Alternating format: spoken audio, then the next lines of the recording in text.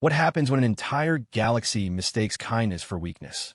When peaceful traders are seen as easy prey, and diplomatic gestures are interpreted as signs of cowardice. The Zephyrian Empire learned this lesson the hard way when they encountered a species that had been hiding its true nature behind smiles and handshakes.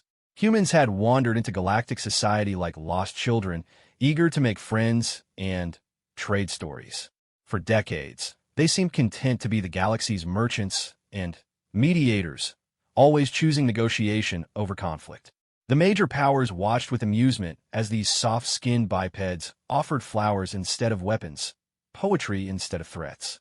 But what the galaxy didn't know was that humans had been warriors long before they became diplomats. They had simply chosen to bury their violent past, hoping to build something better among the stars. Yet sometimes, when pushed too far, even the most peaceful souls remember what they once were. This is the story of what happened when the galaxy's greatest military empire decided to test just how harmless humans really were. It's a tale of awakening sleeping giants, of gentle hearts that harbored iron souls, and of the moment when humanity's true nature emerged from behind its carefully constructed mask of civilization. The Zephyrians thought they were hunting sheep. They discovered they had cornered wolves. The trade station orbiting Kepler 442b hummed with the quiet efficiency that had become humanity's signature across the galaxy. Captain Sarachan walked through the corridors of Haven Station, her soft-soled boots making barely a whisper against the polished metal floors. Around her, dozens of alien species conducted business with the same relaxed atmosphere that humans brought to every interaction. Sarah paused at the observation deck, watching as a massive Thraxian freighter docked with surprising gentleness for a ship the size of a city block. The insectoid Thraxians had initially been suspicious of human trade practices, expecting the usual galactic standard of aggressive negotiation and barely concealed threats. Instead, they found humans who offered fair prices, honored every contract, and somehow made even the most complex deals feel like conversations between old friends. "Another successful quarter," said Marcus Webb, Sarah's second-in-command, as he joined her at the viewport. His weathered face carried the easy smile that seemed standard equipment for every human in the diplomatic corps. The Thraxians just signed on for another year of agricultural exchanges. They're even talking about cultural programs now. Sarah nodded, watching a group of human children chase each other through the station's central park while alien tourists looked on with what could only be described as fond bewilderment. In the 3 decades since first contact, humanity had carved out a unique niche in galactic society. They weren't the strongest, fastest, or most technologically advanced species, but they had something that seemed to be in short supply among the stars: genuine warmth. The communication console chirped softly, and Marcus moved to answer it. His expression shifted from casual interest to concern as he listened to the incoming message. When he finished, he turned to Sarah with a frown that seemed foreign on his usually cheerful face. "We've got a problem," he said quietly. 3 more human colonies have gone dark this week. That makes 7 in the past month. Sarah felt something cold settle in her stomach. The disappearances had started small, remote outposts simply failing to respond to scheduled check-ins. At first, the Galactic Council had dismissed it as communication failures or equipment malfunctions. Humans, after all, were known for their sometimes unreliable technology and tendency to get distracted by local customs or scientific discoveries. "Any patterns?" Sarah asked, though she suspected she already knew the answer. "All of them were on the outer rim, close to Zephyrian space," Marcus confirmed. "The Council is still calling it coincidence, but the timing is suspicious. The Zephyrians have been expanding their territory for months now, always claiming they're just establishing security zones. The Zephyrian Empire was the galaxy's dominant military power, a confederation of warrior species that had spent the last 2 centuries systematically absorbing smaller civilizations. They operated under a rigid hierarchy where strength was the only currency that mattered, and they had made no secret of their disdain for what they called weak species that relied on diplomacy rather than force. Sarah had met Zephyrian officials before, during the monthly Galactic Council sessions. They were tall, reptilian beings with natural armor plating and predatory eyes that seemed to calculate the military value of everything they encountered. When they looked at humans, Sarah had always gotten the impression they were seeing particularly soft prey. "What's the Terran government's position?" she asked. Marcus hesitated. Official policy remains unchanged. We're to continue normal operations and trust the Galactic Council to investigate. Unofficially, he paused, lowering his voice. I've been getting messages from Earth. Certain departments are asking questions about our colony defenses and requesting detailed reports on our interactions with Zephyrian forces. Sarah understood the implication. Somewhere in the halls of Earth's government, people were starting to dust off old files and remember skills that humanity had worked very hard to forget. The thought should have been comforting, but instead it filled her with a deep sadness she couldn't quite explain. A soft chime echoed through the station, followed by an announcement in the melodic tones that humans used for all public communications. Attention Haven Station residents and visitors. The evening cultural exchange will begin in 1 hour in Community Hall 3. Tonight's program features traditional Earth music and Alderan crystal singing. All species welcome. The announcement was so perfectly, quintessentially human that Sarah almost smiled despite her worries. Even in the face of potential threats, humanity's first instinct was to build bridges and create connections. It was what had made them beloved across the galaxy, but it was also what made them appear weak to predatory species like the Zephyrians. Sarah, Marcus said, his voice carefully neutral. There's something else you should know. I received a priority message from Captain Reynolds on New Harmony. He says they've been getting probe ships in their system, always just at the edge of sensor range. Zephyrian design. New Harmony was one of humanity's largest colonies, home to nearly 2 million people and serving as a hub for trade routes throughout the Outer Rim. It was also, Sarah realized, perfectly positioned to give the Zephyrians control over a significant portion of galactic commerce if they decided to take it. Are the colonists worried? She asked. That's just it, Marcus replied. Most of them don't even know. Reynolds is keeping it quiet on orders from colonial administration. They don't want to cause panic, especially since we can't be sure the Zephyrians are actually planning anything hostile. Sarah turned back to the viewport, watching the stars will slowly pass as the station continued its orbit. Somewhere out there, human colonies were disappearing without a trace, and the galaxy's most aggressive military power was probing the defenses of humanity's major settlements.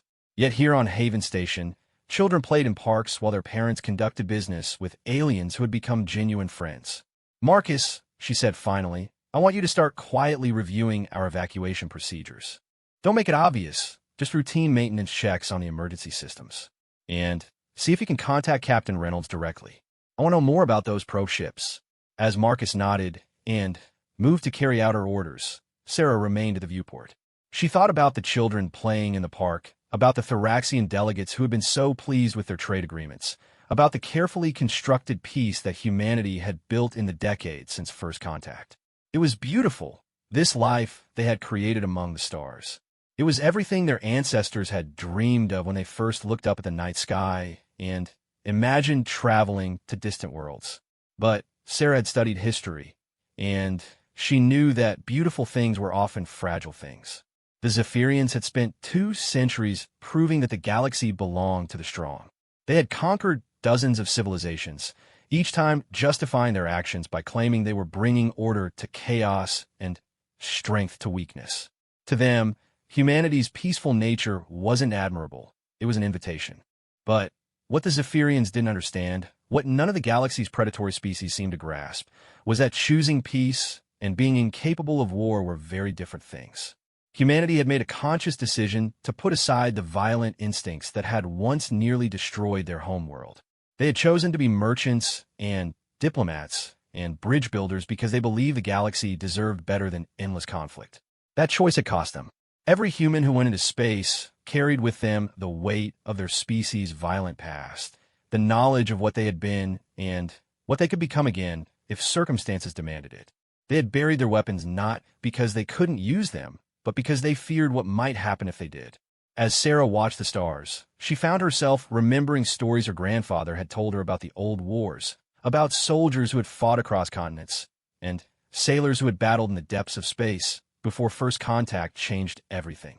Those stories had always seemed like ancient history, tales from a more primitive time when humanity hadn't yet learned better ways to solve its problems. Now, for the first time in her life, Sarah wondered if those stories might be relevant again. The thought should have terrified her, but Instead, she felt something else, something that had been sleeping deep in her genetic memory for decades. It was a cold, calculating awareness that had once helped her ancestors survive in a hostile universe, and it was awakening now in response to a familiar threat. The Zephyrians thought humans were harmless because they had never seen what humans were like when their backs were against the wall. They had mistaken kindness for weakness, diplomacy for cowardice. They were about to learn the difference between choosing peace and being incapable of war. And Sarah Chen, descendant of soldiers and sailors, diplomat and peacemaker, found herself hoping they would learn that lesson before it was too late for everyone involved. The emergency alert pierced through the morning calm of Haven Station like a blade through silk. Sarah Chun bolted upright in her quarters, her hand automatically reaching for the communication device before her mind had fully processed what had awakened her. The red emergency light cast everything in her room in harsh shadows, and the timestamp on her wall display showed 4:30 station time. "Captain Chun to the bridge, Priority Alpha," came Marcus's voice through the comm system. The usual warmth was gone, replaced by the clipped efficiency that meant something very, very bad had happened. Sarah dressed quickly, her movements automatic as years of training took over. As she moved through the station's corridors, she noticed other crew members heading toward their emergency stations with the same grim determination. The soft lighting that usually gave Haven Station its welcoming atmosphere had been replaced by harsh white illumination that made every face look pale and strained. The bridge buzzed with quiet activity when Sarah arrived. Marcus was standing at the central communication console, his face illuminated by the glow of multiple screens displaying incoming data streams. Around him, the usual relaxed atmosphere of a civilian trade station had transformed into something that reminded Sarah uncomfortably of military operations from old historical documentaries. "Report," Sarah said simply. Marcus turned to face her, and she saw something in his eyes that made her stomach clench. "New Harmony is gone," he said quietly. "Complete communication blackout as of 2:30 their local time. The last transmission we received was a partial emergency broadcast before the signal cut out." Sarah felt the blood drain from her face. New Harmony wasn't some remote outpost or small colony. It was home to nearly 2 million people, including thousands of families who had made the long journey from Earth to build new lives among the stars. Children played in its parks just like they did on Haven Station. Markets bustled with traders from a dozen species. It was everything humanity had hoped to become in their expansion across the galaxy. "What about the emergency beacons?" she asked, though she suspected she already knew the answer. "Nothing," Marcus confirmed. "Every automated system, every backup communication array, every emergency transmitter. Complete silence. It's like the entire system just stopped existing." Lieutenant Torres, Haven Station's senior communications officer, looked up from her console with a grim expression. "Captain, I've been monitoring Zephyrian military frequencies. There's been a significant increase in encrypted traffic over the past 6 hours. Their fleet movements suggest a major operation concluded approximately 3 hours ago."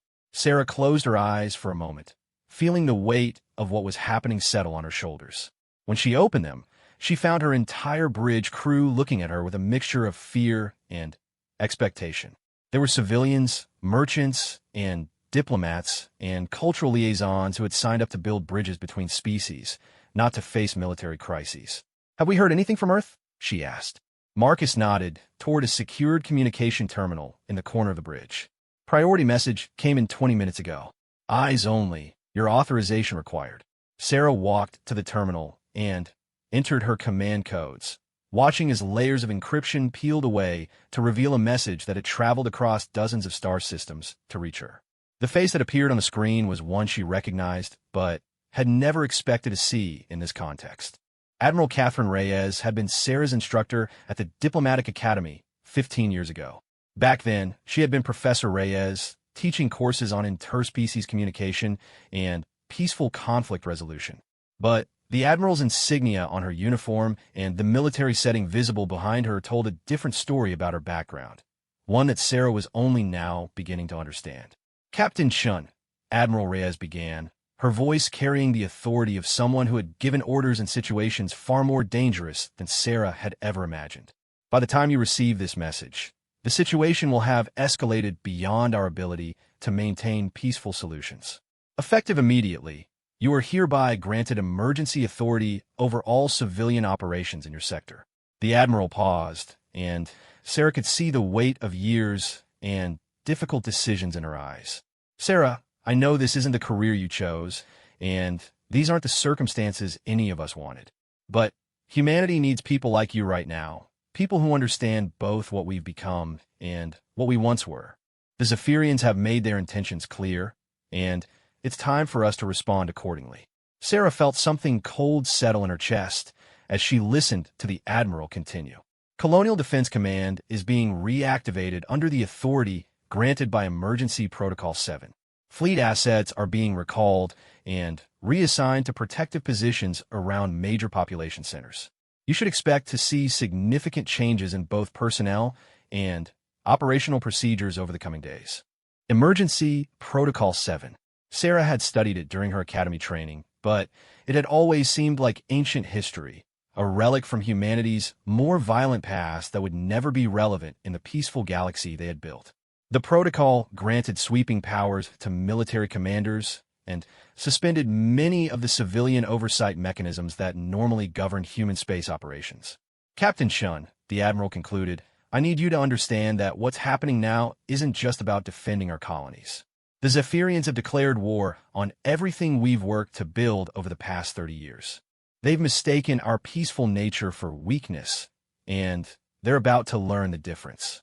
Humanity has tried to be better than what we once were, but some lessons can only be taught in the language our enemies understand. The message ended, leaving Sarah staring at a blank screen while the implications of what she'd heard sank in. Around her, the bridge had fallen silent, though she could feel her crew's eyes on her as they waited for some kind of guidance. Marcus, she said finally, turning back to her second-in-command. How long until the morning council session? 3 hours, he replied. But, Captain, given what's happened, shouldn't we be focusing on our own defenses rather than diplomatic meetings? Sarah shook her head. The Galactic Council needs to hear what's happened to New Harmony. More importantly, they need to understand that humanity's response is going to be very different from what they're expecting. She moved to the Central Command console and began calling up displays that she had hoped never to use. Fleet disposition charts, defensive positions, emergency evacuation routes. As the data filled the screens around her, Sarah felt a strange sense of familiarity, as if some part of her mind had been waiting for this moment her entire life. Lieutenant Torres, she said, I need you to establish secure communications with every human installation in the sector. Priority Alpha protocols. And see if you can raise Captain Reynolds on New Harmony's sister colony, Haven's Rest. Yes, Captain, Torres replied, her fingers flying over her console. After a few minutes, she looked up with a puzzled expression. Captain, I'm getting responses from most of our installations, but there's something strange. Several of them are reporting personnel changes over the past week. New arrivals with diplomatic credentials, but their backgrounds are showing up as classified when I try to verify them. Sarah felt a piece of the puzzle click into place. Colonial Defense Command, she said quietly. They've been positioning assets for weeks, maybe months. We just didn't recognize them for what they were. Marcus frowned. You're saying Earth has been planning for this? That they knew the Zephyrians would attack? I'm saying Earth has been preparing for the possibility, Sarah corrected. There's a difference between hoping for the best and planning for the worst. As if summoned by her words, the bridge's tactical display began showing new contacts throughout the sector. Ships that had been listed as civilian transports or commercial vessels were suddenly broadcasting military identification codes.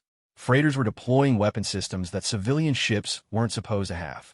Passenger liners were revealing themselves to be troop transports carrying soldiers who had supposedly retired years ago.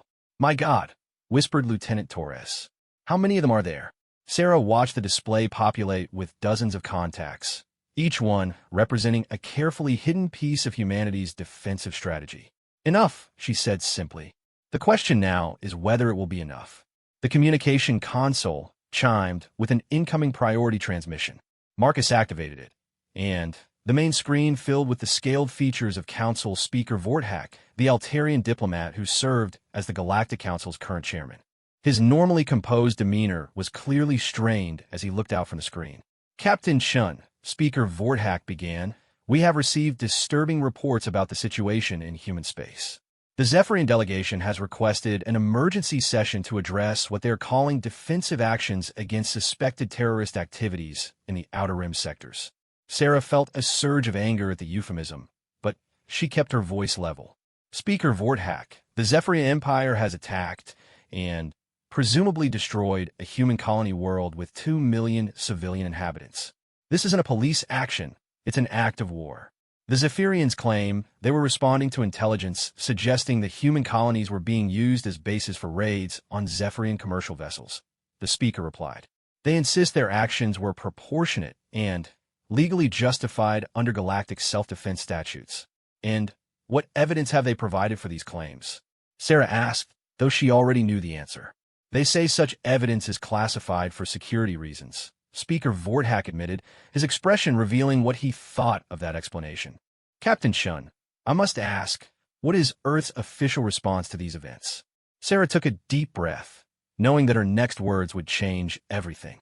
Earth's response will be delivered at the Emergency Council session. I suggest you prepare for a very different kind of diplomatic discussion than the galaxy has become accustomed to. After the connection ended, Sarah stood in the quiet of her bridge and felt the weight of history settling around her. For 30 years, humanity had chosen peace over conflict, negotiation over force. They had built a reputation as gentle merchants and wise mediators, species that could be trusted to find solutions that worked for everyone. But the Zephyrians had made a fundamental error in judgment. They had assumed that because humans chose peace, they were incapable of war.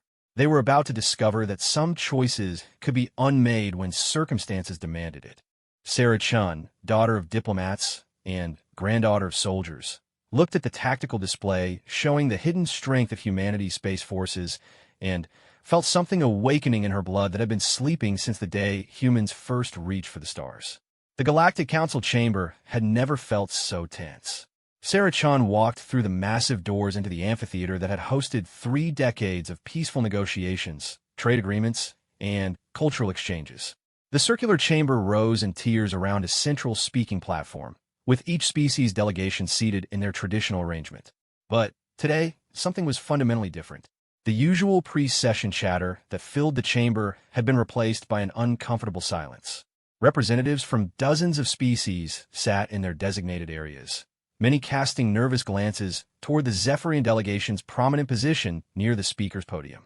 The reptilian warriors sat with their characteristic rigid posture, their natural armor gleaming under the chamber's lights, betraying no hint of concern about the proceedings they had requested.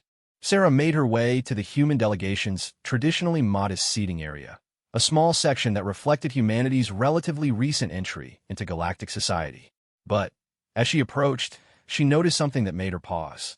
The human section, usually occupied by perhaps a dozen diplomats and trade representatives, was filled with faces she didn't recognize.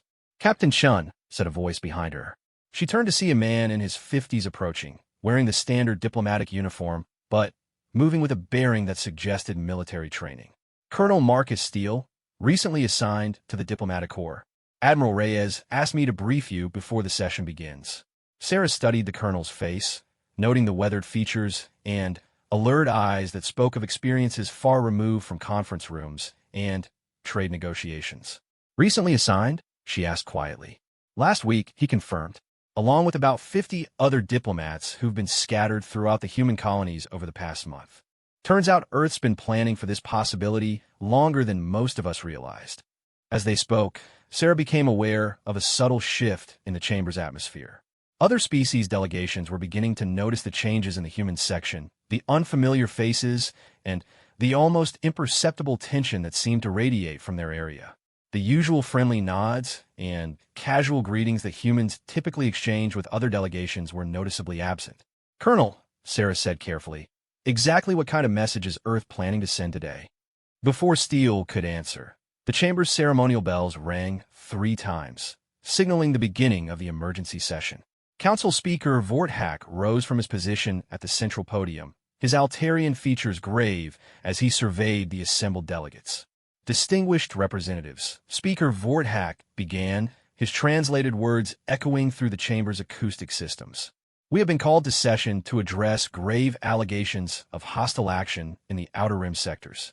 The Zephyrian Empire has requested this forum to present evidence of terrorist activities requiring defensive intervention. Sarah felt her jaw clench as she listened to the carefully neutral language that transformed the destruction of New Harmony into a police action. Around the chamber, she could see other delegates leaning forward with interest, most of them still unaware of the true scope of what had occurred. General Krextar, the Zephyrian delegation's senior representative, rose from his seat with the fluid motion of a predator. His species' natural armor had been polished to a mirror shine for the occasion, and his yellow eyes swept across the chamber with obvious satisfaction. Honored speaker, esteemed delegates, General Krextar began, his voice carrying the authority of someone accustomed to being obeyed without question. The Zephyrian Empire has long maintained security in the Outer Rim sectors, protecting legitimate commerce and peaceful civilizations from the chaos that threatens to consume the galaxy's frontier regions. Sarah watched as the general activated a holographic display above the central podium, showing star charts of the Outer Rim with various human colonies highlighted in red.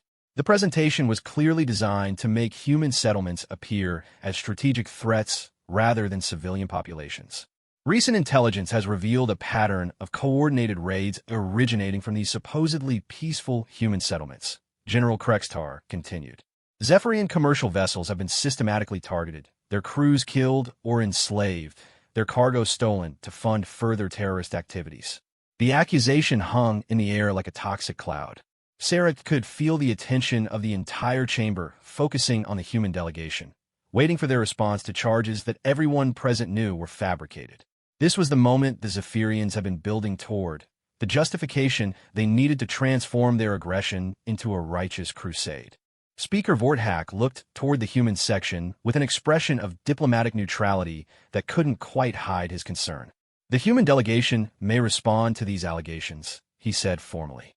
Sarah started to rise, but Colonel Steele placed a gentle but firm hand on her arm. Not you, Captain, he said quietly. Today, Earth sends a different kind of message. From the back of the human section, a figure Sarah hadn't noticed before rose to his feet. Admiral James Harrison was a tall man with silver hair and eyes that had seen far too much. He wore the standard diplomatic uniform, but his bearing and the way other humans in the section automatically deferred to him made it clear this was no ordinary trade representative. Honored Speaker, Admiral Harrison said, his voice carrying easily through the chamber without amplification. Earth rejects these allegations categorically. General Krextar speaks of raids and terrorism, but he fails to mention the 7 human colonies that have disappeared without trace over the past month, or the 2 million civilians who died when his forces destroyed New Harmony yesterday. The chamber erupted in shocked murmurs. Many delegates were hearing about New Harmony for the first time, and the scale of the loss was clearly beyond what most species had imagined possible. General Krextar's expression didn't change, but Sarah noticed several other Zephyrian delegates exchanging glances that suggested they hadn't expected the humans to be so well informed about their operations.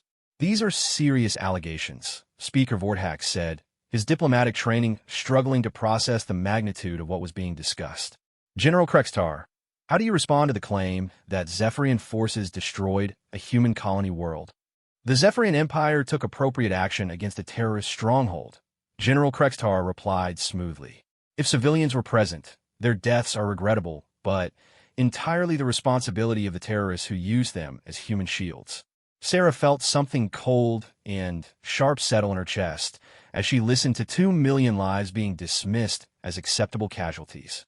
Around the chamber, she could see the shock on the faces of delegates from peaceful species, the discomfort of representatives from more militaristic cultures who understood the implications of what was being discussed. Admiral Harrison nodded slowly, as if the general's response had confirmed something he'd expected. I see, he said quietly. General Krextar has made his position clear. The Zephyrian Empire considers human civilians to be acceptable targets in their expansion campaign. The Empire considers all enemies of galactic peace to be legitimate targets. General Krextar corrected, his yellow eyes fixed on the Admiral with predatory interest. Enemies of peace, Admiral Harrison repeated thoughtfully. He walked down to the central speaking area, moving with the deliberate stride of someone accustomed to command. General, I think there's been a fundamental misunderstanding about humanity's position in this galaxy. Sarah watched as the Admiral activated the chamber's holographic display system, replacing the Zephyrian star charts with something that made several delegates gasp in surprise. Instead of showing human colonies as isolated outposts, the new display revealed a complex network of defensive positions, supply lines, and fleet concentrations that spanned dozens of star systems. For 30 years, Admiral Harrison continued, humanity has chosen to present ourselves as merchants and diplomats, builders, and peacemakers. We've worked to convince the galaxy that there are better ways to resolve conflicts than through violence and conquest. The holographic display shifted, showing fleet movements over the past week that revealed the true scope of humanity's military capabilities. Ships that had been classified as civilian transports were revealed to be troop carriers. Commercial stations showed their hidden weapon systems. The peaceful trading network that humanity had built across the galaxy was revealed to be something far more substantial. The Zephyrian Empire has spent 2 centuries proving that strength is the only currency that matters in this galaxy, Admiral Harrison said, his voice carrying a weight that made the chamber feel smaller. They've conquered dozens of civilizations, each time claiming they were bringing order to chaos. They've mistaken our peaceful nature for weakness, our diplomatic efforts for cowardice. General Krekstar's expression had shifted from satisfaction to concern as the implications of the holographic display became clear. The human military presence wasn't the scattered collection of lightly armed civilian ships that Zephyrian intelligence had reported. It was a coordinated defensive network that had been quietly building for decades. Today, Admiral Harrison continued, humanity's mask comes off. We try to show the galaxy a better way, but the Zephyrians have made it clear that they only understand one language. He turned to face General Krekstar directly, and Sarah saw something in the Admiral's eyes that made her understand why the Zephyrians were beginning to look uncomfortable. General, your forces destroyed New Harmony, believing it was defended by merchant ships and civilian security forces. What you actually attacked was the headquarters of the Colonial Defense Command's Outer Rim Division. The 2 million civilians you killed included the families of approximately 50,000 active-duty human military personnel. The silence in the chamber was absolute. Sarah felt her breath catch as the implications of what the Admiral had revealed sank in. New Harmony hadn't just been a civilian target, it had been a military command center disguised as a peaceful colony. The Zephyrians hadn't just committed genocide, they had effectively declared war on humanity's hidden military infrastructure. The 73 ships your forces destroyed in orbit around New Harmony weren't civilian transports. Admiral Harrison continued relentlessly. They were capital ships of the human fleet, operating under civilian registry as part of our defensive strategy. The 800 crew members who died with those ships were career military officers with families throughout human space. General Krekstar finally seemed to grasp the magnitude of what had occurred. His species had built their reputation on calculated aggression and strategic dominance, but they had just committed an act of war against an enemy whose true strength they had completely misjudged. Admiral Harrison, Speaker Vorthak said carefully, what is Earth's intended response to these events? Admiral Harrison turned back to address the full chamber, and when he spoke, his words carried the authority of a species that had decided to stop pretending to be something it wasn't. Earth's response is simple, he said. The Zephyrian Empire has declared war on humanity through their actions. As of this moment, we accept that declaration. All human diplomatic missions are being recalled, all trade agreements with Zephyrian allied species are suspended, and all civilian restrictions on human military operations are hereby lifted. The chamber erupted in shocked voices as delegates realized what they were witnessing. This wasn't a diplomatic protest or an economic sanction. This was a peaceful species transforming itself back into something the galaxy hadn't seen in living memory. Humanity spent 3 centuries learning to wage war before we ever left our homeworld, Admiral Harrison said, his voice cutting through the noise. We spent the last 30 years trying to forget those lessons. The Zephyrian Empire has just reminded us why we learned them in the first place. Sarah Chun sat in her seat, watching as the careful diplomatic order of the galaxy began to crumble around her. The mask was off, the pretense was ended, and humanity was about to show the Zephyrian Empire what they had actually picked a fight with. The peaceful merchants were gone. In their place stood the descendants of warriors who had once conquered their own world, and who had chosen to reach for the stars rather than destroy themselves in endless conflict. But choice, Sarah realized, was a luxury that required enemies who understood the concept of restraint. The Zephyrians had just proven they didn't qualify for that consideration. The transformation began within hours of Admiral Harrison's declaration. Sarah Chun stood on the command deck of what had been Haven Station, watching through reinforced viewports as humanity's true nature revealed itself across the star system. The gentle trading post that had welcomed dozens of species for peaceful commerce was becoming something entirely different. Captain Chun called Lieutenant Torres from her expanded communication station. "I'm receiving confirmation from Earth Command. Operation Homecoming is officially authorized. All civilian restrictions are lifted." Sarah nodded, though she felt a deep sadness at what those words meant. Operation Homecoming was humanity's contingency plan for the complete militarization of their space-based infrastructure. It had been theoretical for so long that many people had forgotten it existed. Now was their reality. Through the viewports, Sarah could see the dramatic changes occurring throughout the system. Cargo containers that had carried trade goods were being opened to reveal military hardware that had been hidden in plain sight for decades. The civilian freighters docked at Haven Station were deploying weapon systems and armor plating that transformed them from merchant vessels into warships. "Ma'am," said Commander Torres, using the military rank that had replaced Sarah's civilian title, "we're receiving requests for evacuation from 17 species diplomatic missions throughout the sector. They're asking for safe passage to neutral territory." Sarah felt a pang of regret as she considered the implications. The alien diplomats and traders who had worked alongside humanity for decades were suddenly finding themselves in a war zone. These were people who had become friends, colleagues, even family members through marriage and adoption. Their fear was a reminder of the cost of what humanity was being forced to become. "Grant all evacuation requests," she ordered. "Provide escort if necessary. We're at war with the Zephyrian Empire and their allies, not with innocent civilians who happened to be in the wrong place at the wrong time." The distinction was important. Throughout human space, similar scenes were playing out as species were forced to choose sides in a conflict they hadn't started. Some, like the Thoraxians and the peaceful Altarians, were requesting evacuation to neutral territory. Others, like the militant Vrex Consortium, were making overtures toward the Zephyrian Empire, sensing an opportunity to profit from human suffering. Colonel Steele approached Sarah's position, carrying a data tablet that displayed information she wasn't sure she wanted to see. "Commander Chun, I have the latest intelligence reports on Zephyrian force deployments. It's not good news." Sarah accepted the tablet and scrolled through the data, feeling her stomach sink with each new piece of information. The Zephyrian Empire wasn't just mobilizing for a limited conflict. They were preparing for total war, with fleet concentrations that suggested they intended to systematically eliminate human presence from a galaxy.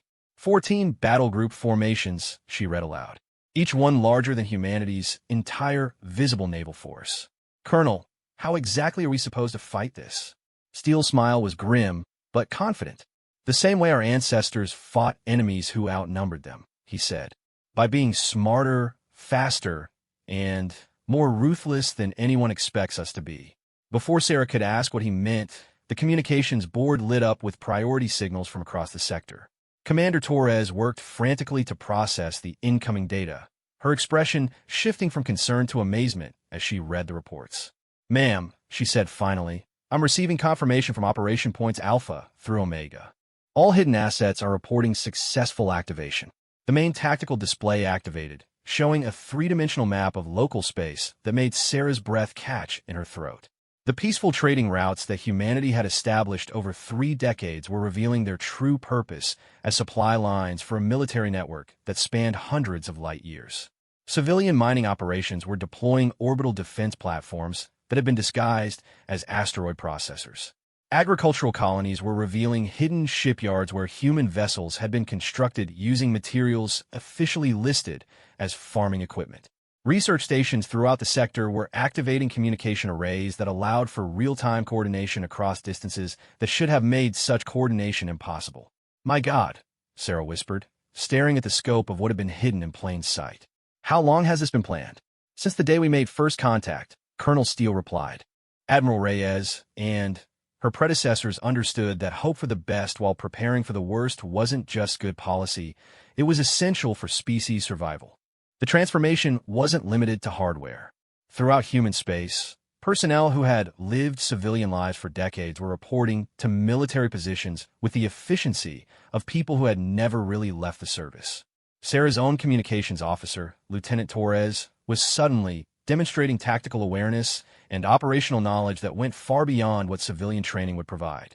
Commander Torres, Sarah said carefully, what was your position before you joined the diplomatic corps? Torres looked up from her station with a slight smile.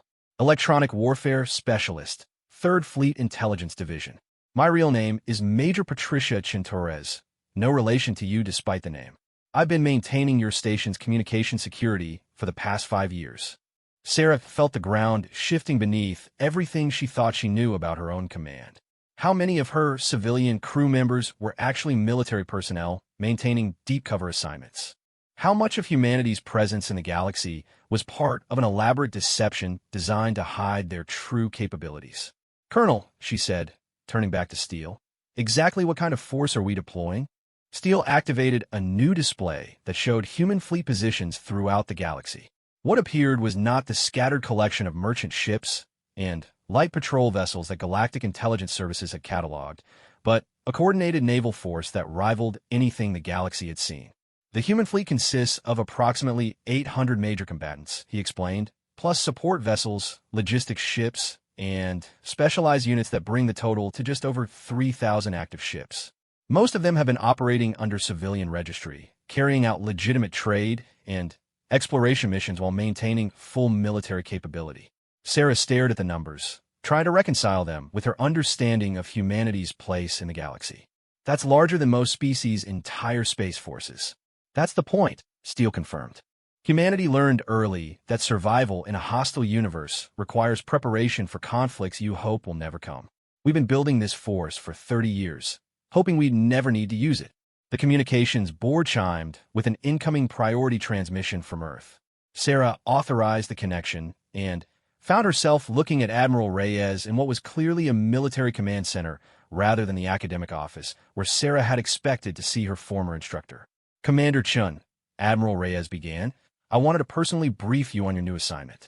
Haven Station is being designated as the command center for Sector 7 operations.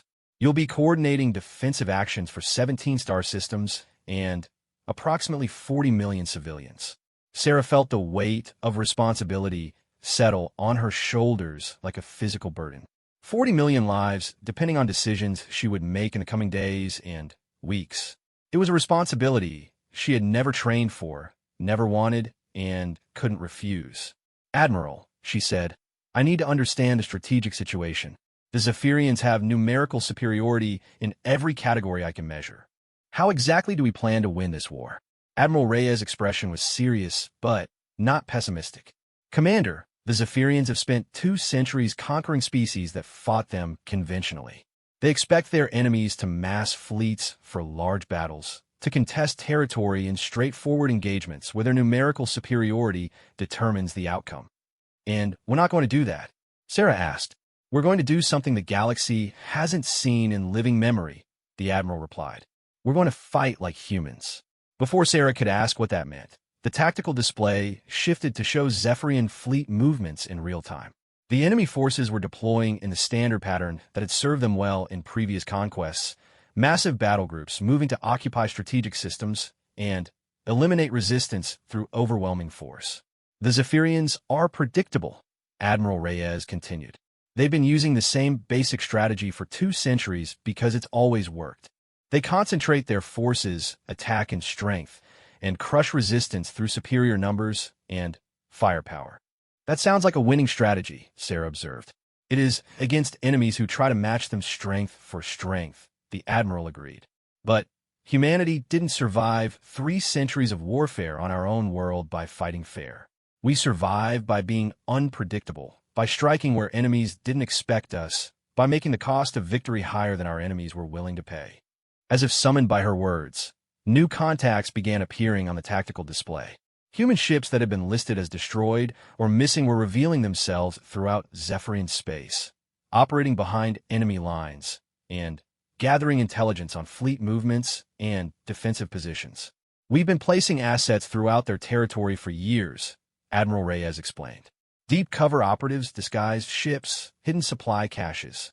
The Zephyrians think they're hunting down scattered human colonies, but what they're actually doing is walking into the largest guerrilla warfare campaign the galaxy has ever seen. Sarah began to understand the scope of what humanity had been preparing. This wasn't just a defensive strategy. It was a complete rethinking of how warfare could be conducted in a galaxy where most species fought according to established conventions. Commander, Admiral Reyes continued, your sector is going to be the testing ground for our new approach. The Zephyrians are sending a major fleet to eliminate what they think are the last human military assets in the Outer Rim. They expect to find desperate defenders protecting fixed positions.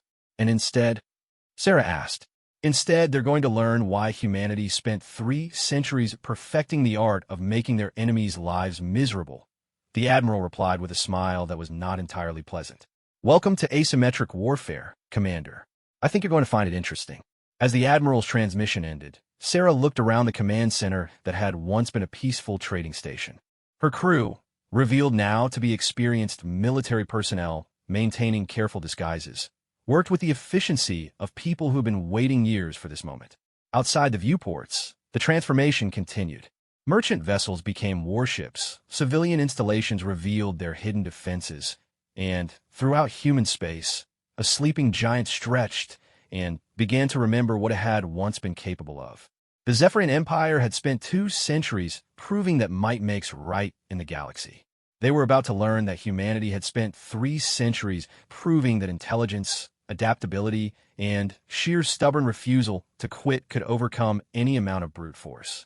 Sarah Chun, former diplomat and newly minted military commander, looked at the tactical displays showing enemy fleets approaching her sector and felt something awakening in her blood that her species had carried since they first learned to make tools and fight in organized groups.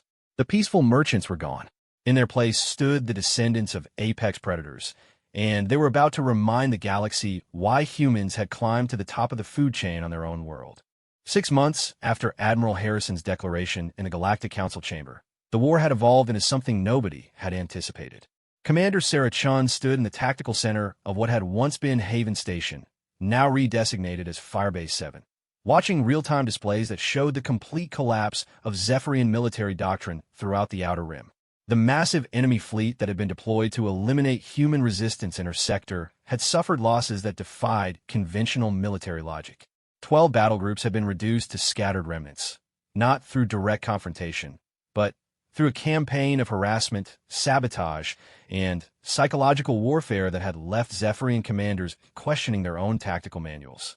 Commander, called Major Torres from her intelligence station, we're receiving reports from deep cover assets in the Chronos system. The Zephyrian 7th Fleet has abandoned their planned assault on New Geneva. They're requesting reinforcements and falling back to defensive positions. Sarah nodded, though she felt no satisfaction at the news. Every Zephyrian withdrawal represented a victory for humanity, but it also represented another step away from the peaceful galaxy they had tried to build. The cost of winning this war was becoming clearer with each passing day, and it was measured in more than just ships and casualties. What's the status of civilian evacuations in the contested zones? She asked. Colonel Steele approached with a data tablet, his expression grim despite the tactical successes they had achieved. 93% complete, he reported, but we're seeing significant resistance from some populations. Many of our people don't want to abandon the communities they've built, even in the face of Zephyrian threats. Sarah understood their reluctance. The human colonies that were being evacuated represented decades of careful work, communities that had successfully integrated multiple species and created examples of what galactic cooperation could accomplish. Each evacuation was a small defeat for everything humanity had tried to represent among the stars. The war itself had become a study in contrasts. On one hand, humanity's military performance had exceeded even their own optimistic projections. The Zephyrian Empire, accustomed to conventional warfare against predictable enemies, had proven completely unprepared for an opponent that refused to fight by established rules. Human forces struck at supply lines rather than military targets, disrupted communications rather than engaging in fleet battles, and consistently appeared where Zephyrian intelligence said they couldn't be. The psychological impact on enemy morale had been devastating, with entire Zephyrian units surrendering rather than face an enemy they couldn't understand or predict. But the cost of these victories was becoming apparent in ways that military casualties could measure. The humanity that emerged from each successful operation was subtly different from the one that had entered the war 6 months earlier. "Commander," Major Torres said, "I have a priority transmission from Admiral Reyes. She's requesting a private conference." Sarah made her way to the secure communication chamber, noting how different the station had become since the war began.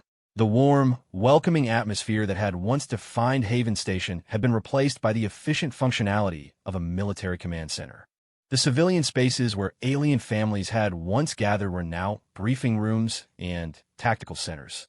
Admiral Reyes appeared on the secured channel, and Sarah was struck by how much older her former instructor looked despite the relatively short time that had passed. The burden of commanding humanity's transformation back into a warrior species was clearly visible in the lines around her eyes. "Commander Chun," Admiral Reyes began, "I want to discuss the long-term implications of our current strategy.